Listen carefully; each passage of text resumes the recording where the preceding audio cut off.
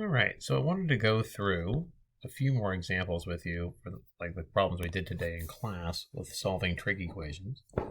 So let's look at a few of these and see if we can see how they relate to the ones we did in class. So the particular directions for this one are just to find the solutions for each equation in the interval from 0 to 2 pi.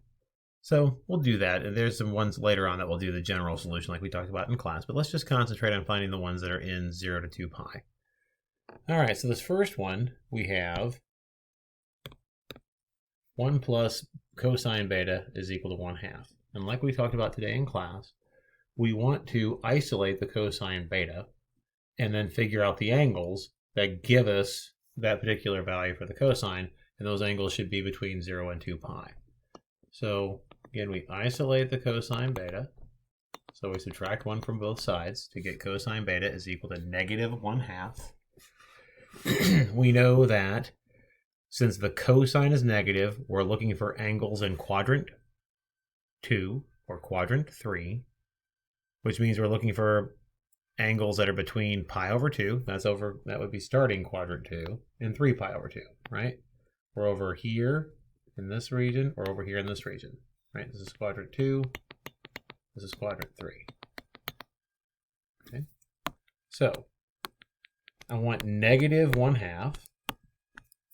So our angle must be one over here like this, or there's a mirror image one down here like this. We know that cosine of pi over 3 is 1/2. So we must be looking for a pi over 3 angle that's in quadrant 2 and quadrant 3. Well, the one that's in quadrant 2 is 2 pi over 3. The one that's in quadrant 3 is 4 pi over 3. So we get that beta must be 2 pi over 3, or beta must be 4 pi over 3. And that's the end of this one because it just asks us to find the solutions in the interval from 0 to 2 pi. Okay, let's look at the second one. Again, first thing we want to try to do is isolate that tangent.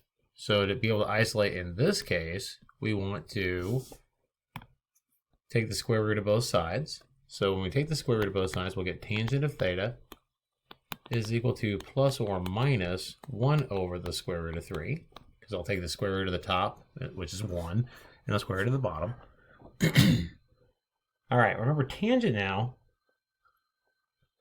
has a period of pi. So if we can figure out the angles that are in quadrant 1 or 2, then we know what the other ones are just by adding pi to them. So I want an angle in quadrant 1, that's the positive, that gives me 1 over 3 for the tangent. Well, that one is pi over 6, you can check that. Or, if we want the one in quadrant 2, where it's negative, that would be 5 pi over 6. And you can check that one as well. So those are the angles that are between 0 and pi, but this problem asks for the angles between 0 and 2 pi. So we'll use the fact that tangent has a period of pi to find the other two angles. Or similarly, we also know that tangent's positive in quadrant 3, so I can find the quadrant 3 angle.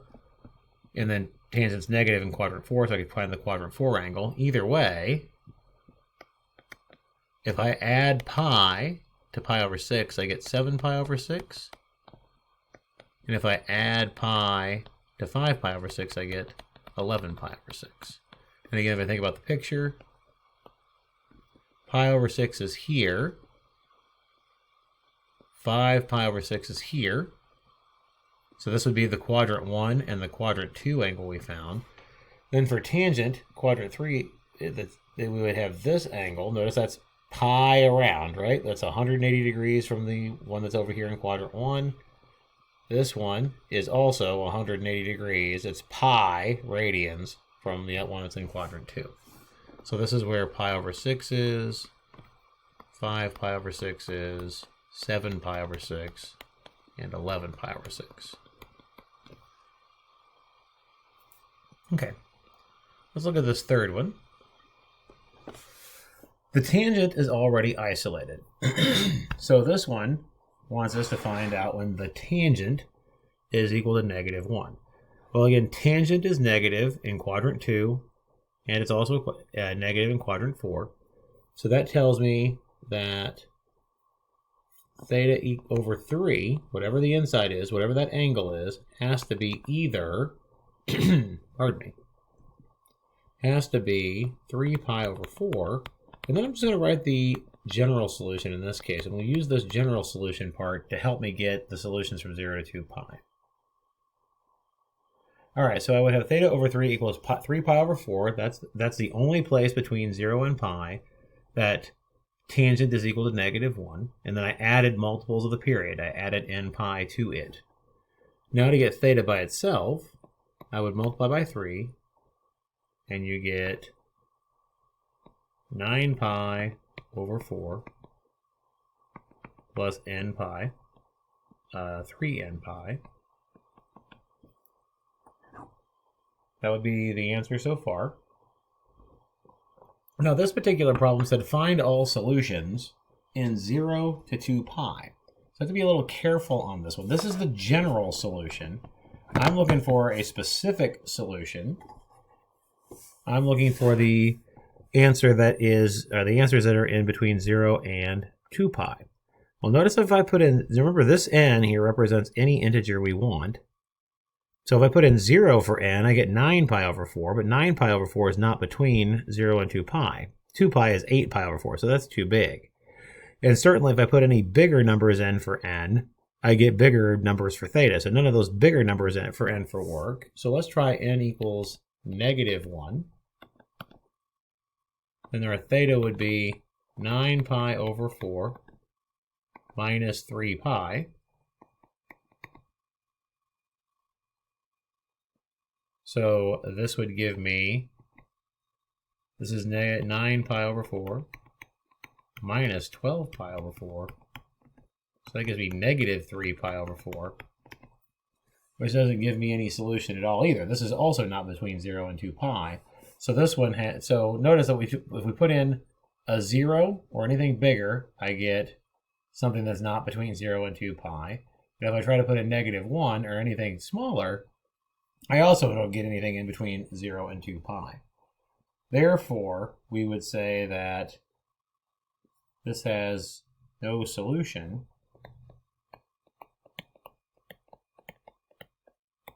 in the interval from 0 to 2 pi. All right, let's do the next one. This is a little bit more satisfying, a little bit more indicative of the type of problem you'll see. All right, so same plan of attack. We're going to isolate the cosecant. So the first thing we'll do is add the 3, and then we will divide by 5 to get cosine of 3 theta is equal to 1. Now, you're probably not too terribly versed on when the cosecant of an angle is equal to a particular value. So let's convert this to sine instead. So let's take the reciprocal of both sides. If we do that, we would also have that sine of 3 theta is equal to 1. Using our knowledge of the sine function, we now know that 3 theta has to be pi over 2.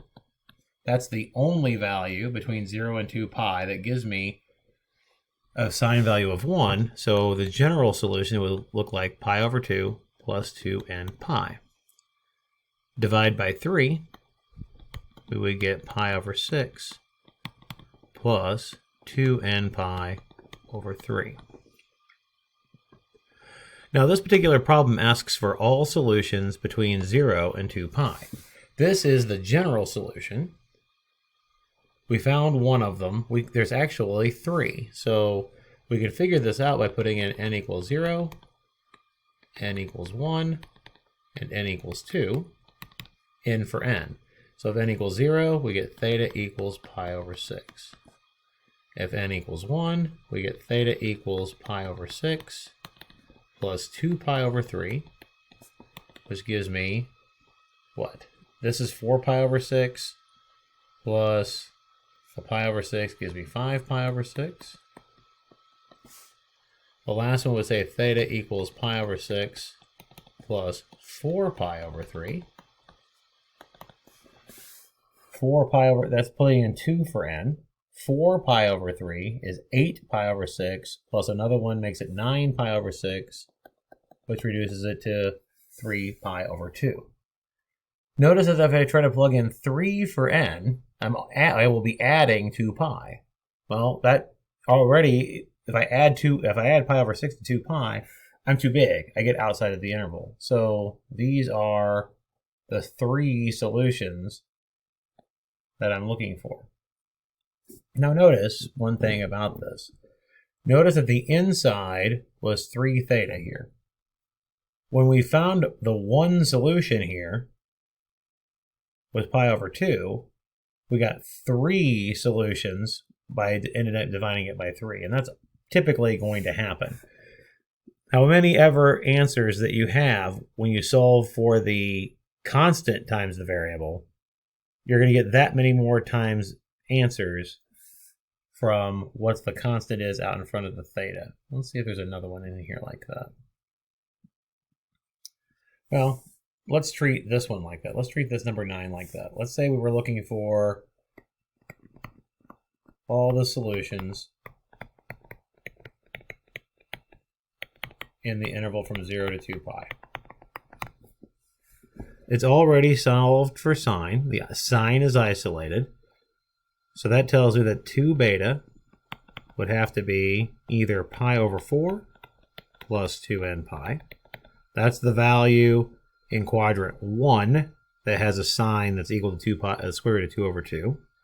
Or we would have 2 beta is equal to 3 pi over 4 plus 2n pi. This is the value, this is the angle in quadrant 2, looking in quadrant 2 because it's positive. This is the angle in quadrant 2 that has a sine that's equal to root 2 over 2. Divide by 2, you get beta equals pi over 8 plus n pi, or beta equals 3 pi over 8 plus n pi. All right, so this would be your general solution, and given the directions for this, we would be done. That was the directions that's written on the worksheet. However, I asked you just to find the solutions that are in between 0 and 2 pi. Now, this is what I was trying to talk about in the previous problem. Notice that when we first solved this problem, before we divided by the 2, when we first solved this problem, we got 2 solutions. Okay? Since this constant is a 2, we would now expect to see 4 solutions in the interval from 0 to 2 pi. Think about why that's true. Remember that this number that's out in front of the variable changes the period. What I mentioned in class, I know it's been a while, but what I mentioned in class is I like to think that as a speed variable. How many times faster does the sine graph get drawn out? So this draws out the sine graph twice as fast, which means we get double the number of solutions. Now, good news is that if you do it this way every time, you can't really forget how to do it. Start at 0 and go up to 1 less than this number here. Notice in that previous example, I did 0, 1, and 2, and we had a 3 on the inside. Here I'm just going to do 0 and 1 because I have a 2 on the inside. When n equals 0, we get beta is pi over 8, or beta is 3 pi over 8, just by putting in 0 in for n here. When n is equal to 1, we get pi over 8 plus pi. That's 8 pi over 8 plus another one gives me 9 pi over 8.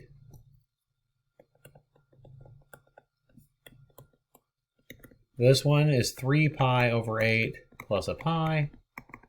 That's 8 pi over 8 plus 3 pi over 8 gives me 11 pi over 8.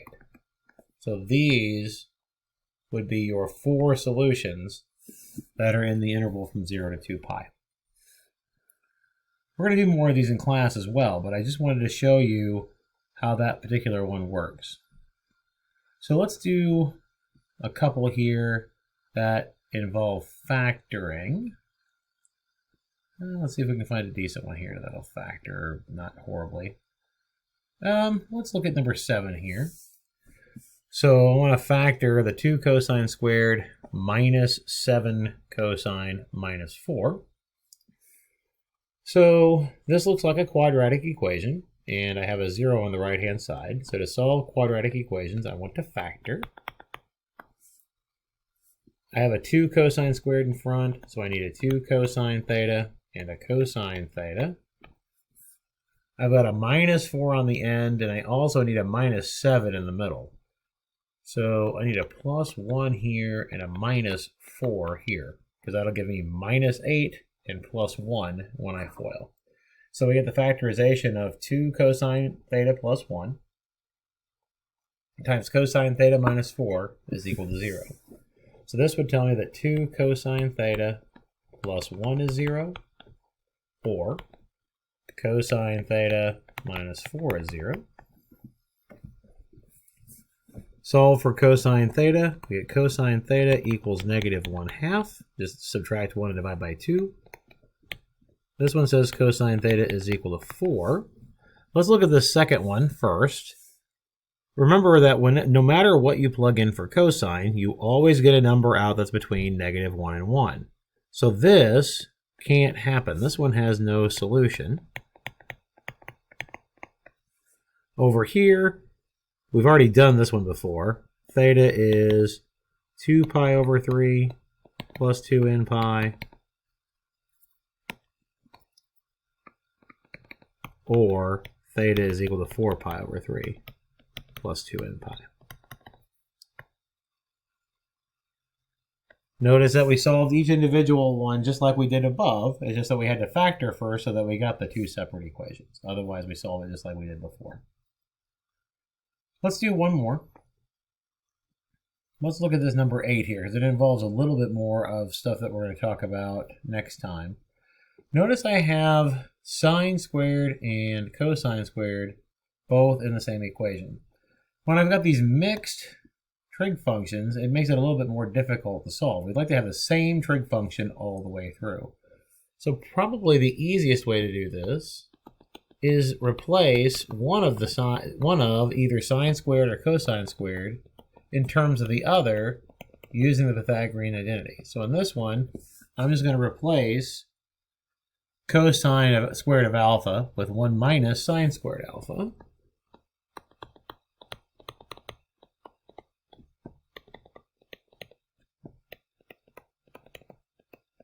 So distribute the 4 through, we get the 4 minus 4 sine squared alpha on the right-hand side.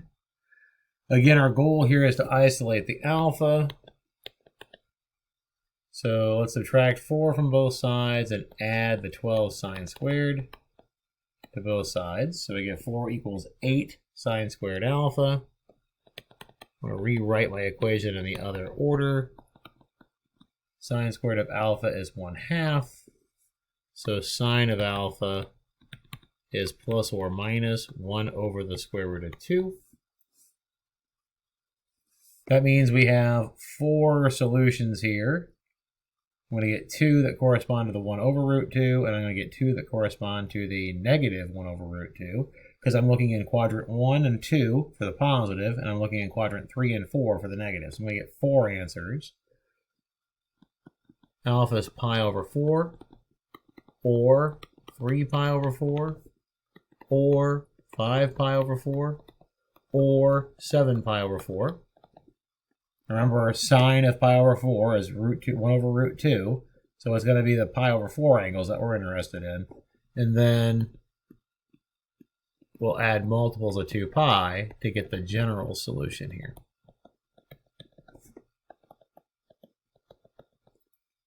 All right. So I just wanted to give you a few more examples that you could look through for solving these types of equations. We're going to do more like this where we have to use identities to replace, and we still need to talk about problems where we have to deal with the calculator. So we'll do some of that stuff next time, and if necessary after next time, I'll go ahead and post another video that shows you some more examples.